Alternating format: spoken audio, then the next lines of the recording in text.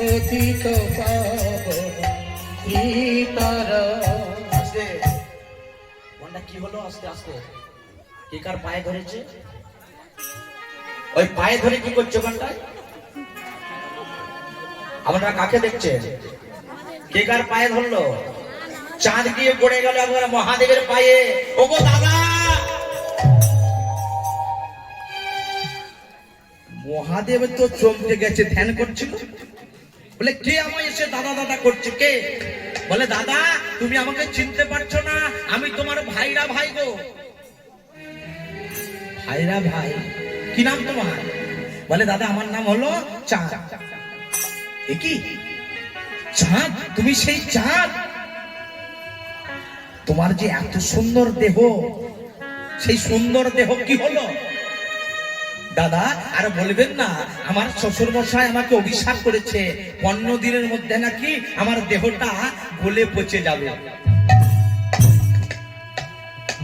আপনি আমাকে একটু কৃপা করুন, আশ্রয় দেন। যেই না মহাদেব তো ছিল মা পরম দয়াল। মহাদেবের আরেক নাম কি বলুন তো? আশুতোষ। আশুতোষ নাম হলো কেন? তিনি অল্পতে সন্তুষ্ট হয়ে যান বলে ওনার নাম হলো আশুতোষ। দেখবেন কোন দেবতাকে একটা মাথায় বেলপাতা দিয়ে জল দিয়ে দেখবেন সন্তুষ্ট হবে না, কিন্তু মহাদেব হয়ে যাবে। কেন? মহাদেব হলো পরম বৈষ্ণব। তাহলে এখানে কি হলো? ওই চাঁদকে কি করলো মহাদেব? নিয়ে তার জটার মধ্যে রেখে দিল। যেই না জটার মধ্যে রেখে দিল, এদিকে তার ওই চাঁদের 27 জন স্ত্রী চাঁদকে খুঁজে পাচ্ছে না। চারিদিকে খুঁজছে, তাই তো আমাদের স্বামী কোথায় গেল? খুঁজে পাচ্ছি না, কোথায় গেল? চারিদিকে খুঁজছে, খুঁজতে খুঁজতে খুঁজতে খুঁজতে পিতাকে ডাকছে। পিতার কাছে গিয়ে চিৎকার করে ডাকছে, পিতা পিতা।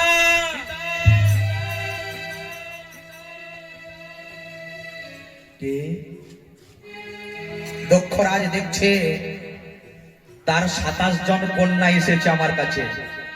কি হয়েছে তোদের বল? বাবা তোমার জামাই চাঁদকে কোথাও আমরা খুঁজে পাচ্ছি না, কি করা যায়?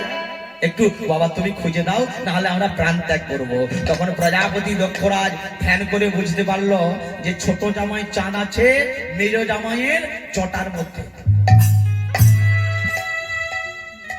মেজ জামাই বলতে শিব ঠাকুর। তাহলে ছোট জামাই চাঁদ আছে মেজ জামাইয়ের জটার মধ্যে, শিব ঠাকুরের জটার মধ্যে। এমন সময় প্রজাপতি দক্ষরাজ বিলম্ব করলো না, ছুটে এলো কার কাছে? মহাদেবের কাছে। এসে বলছে জামাই, বাবা মহাদেব তুমি এক কাজ করো, তুমি আমার ছোট জামাই চাঁদকে তোমার জটা থেকে আমায় ফিরিয়ে দাও। মহাদেব বলল বাবা একবার যাকে আমি আশ্রয় দিয়েছি তাকে তো আমি আর ফিরাতে পারবো না। একবার আমি আশ্রয় দিয়ে দিয়েছি চাঁদকে জটার মধ্যে, আমি তো আর ফিরাতে পারবো না। বলে তুমি ফিরাতে পারবে না, দেখো তোমাকে আমি অভিশাপ করব। যেই নাই অভিশাপ করতে যাবে, এমন সময় কি হলো গো? ওগো অন্তর্যামী প্রাণে গোবিন্দ আমার অন্তরে যা নিয়া। অন্তর্যামী প্রাণে গোবিন্দ অন্তরে জানিয়া। ওগো অন্তর্যামী প্রাণে গোবিন্দ